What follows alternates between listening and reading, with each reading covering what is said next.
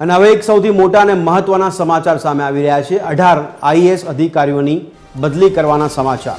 Gir Somnath collector Digvijaysinh જાડેજાની બદલી કરાઈ છે। તો આપને જણાવીએ કે 18 આઈએએસ અધિકારીઓની બદલીના સમાચાર છે। રાજ્યમાં સૌથી મોટા સમાચાર ગીર સોમનાથ કલેક્ટર દિગ્વિજયસિંહ જાડેજાની બદલી કરવામાં આવી હોવાના સમાચાર મળી રહ્યા છે। ગાંધીનગર સાયન્સ એન્ડ ટેકનોલોજીમાં બદલી કરવામાં આવી છે, ત્યારે 18 આઈએએસ અધિકારીઓની બદલીના સમાચાર છે। એવામાં ગીર સોમનાથના કલેક્ટર બન્યા છે એનવી ઉપાધ્યાય, જેમને બદલી કરવામાં આવી છે। સીસી કોટક બન્યા છે સ્પીપાના ડેપ્યુટી ડાયરેક્ટર જનરલ, ત્યારે વીઆઈ પટેલ બન્યા છે અધિક શહેરી વિકાસ કમિશનર। આ રીતે 18 આઈએએસ અધિકારીઓની બદલી કરવામાં આવી છે। કુમારી વીઆઈ પટેલ બન્યા છે અધિક શહેરી વિકાસ કમિશનર। તો આજ અંગે વધુ વિગત આપી રહ્યા છે અમારા એસોસિએટ એડિટર સોનલ અનલકટ। આ સોનલ, જણાવશો કે અચાનક આ બદલીના જે આદેશ કરવામાં આવ્યા છે તેની પાછળ કયું કારણ જાહેર થઈ રહ્યું છે અને હવે આગામી દિવસોમાં કયા પ્રકારની કાર્યવાહી થશે અને જવાબદારી રહેશે?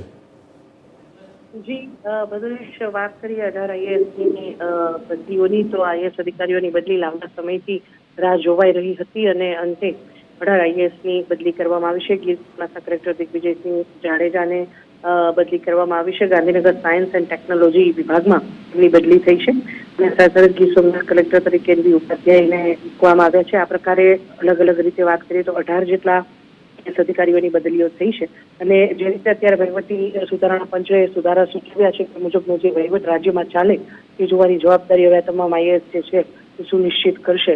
જે બદલી છે તેની લાંબા સમયથી રાહ જોવાઈ રહી હતી અને અંતે જે બદલીનો કારણો છે તે આજે કરવામાં આવે છે। જી સોનલ, ધન્યવાદ સમગ્ર માહિતી આપવા બદલ।